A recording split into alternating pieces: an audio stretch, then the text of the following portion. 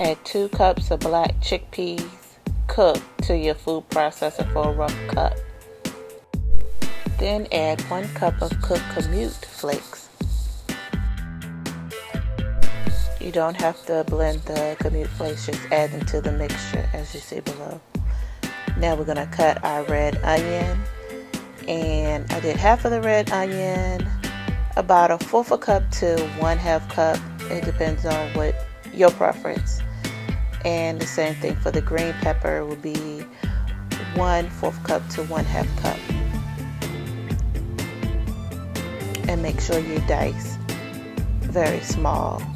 This will also give you a texture, but you don't want it to be too chunky.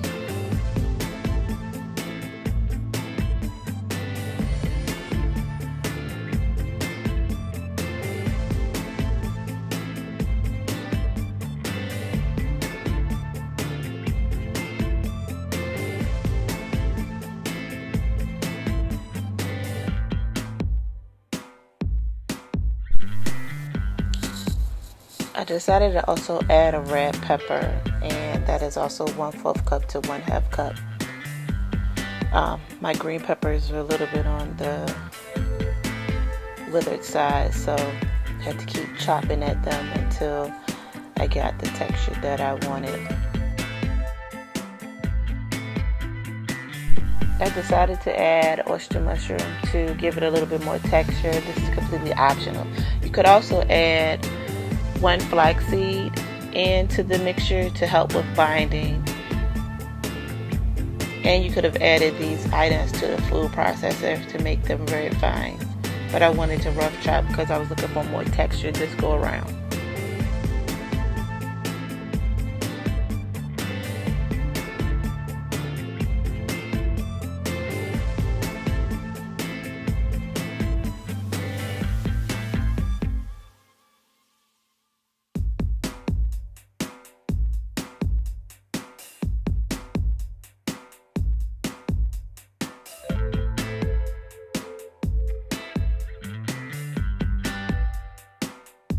Once you've chopped up all your vegetables, just add it to the Garbanzo bean and Kamut flake mixture.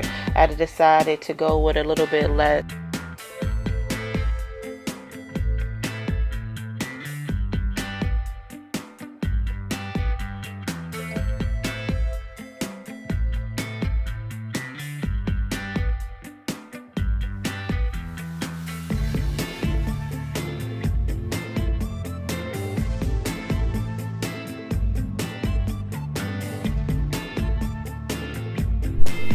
Here I'm just mixing all the ingredients together, and I started mixing it with my hand to make sure it holds.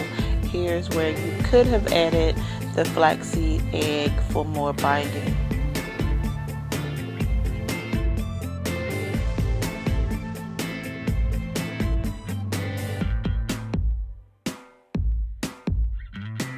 I decided to use my press to make my patties because I wanted a more uniform look, and I also wanted them to be the same size as my bun. So after I press out all the patties, I will add them to the freezer for 1 to 2 hours.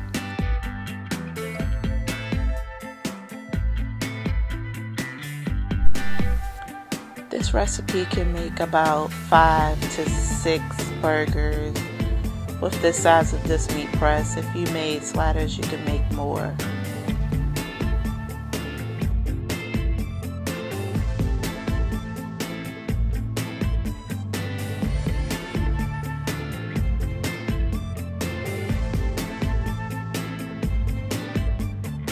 And here's the finished product. Now I will put them in the freezer for 1 to 2 hours.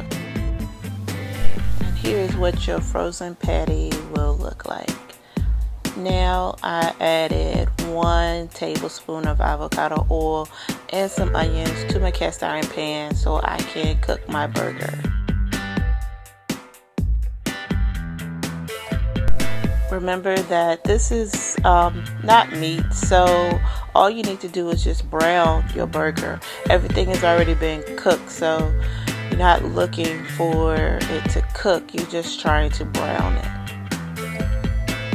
and possibly make it a little extra crispy. Also, you can add the burger to the air fryer and cook it that way as well, and it'll make it crispy and brown. Just follow your air fryer's instructions.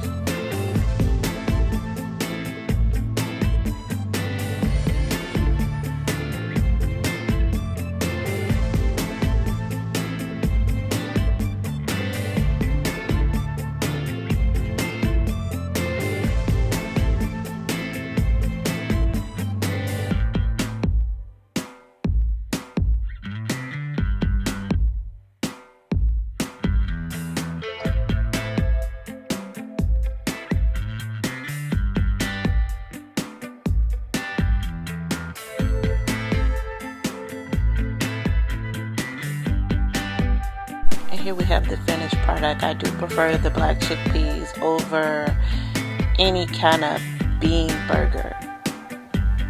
This is one of my favorite alkaline burgers.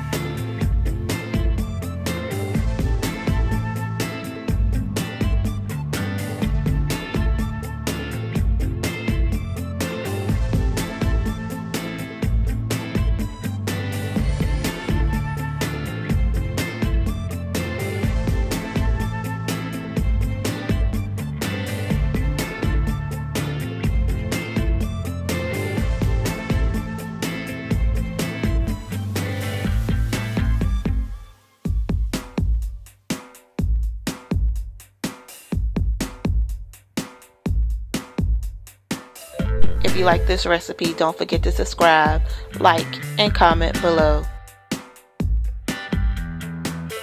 Stay tuned for the Spelt burger and bagels.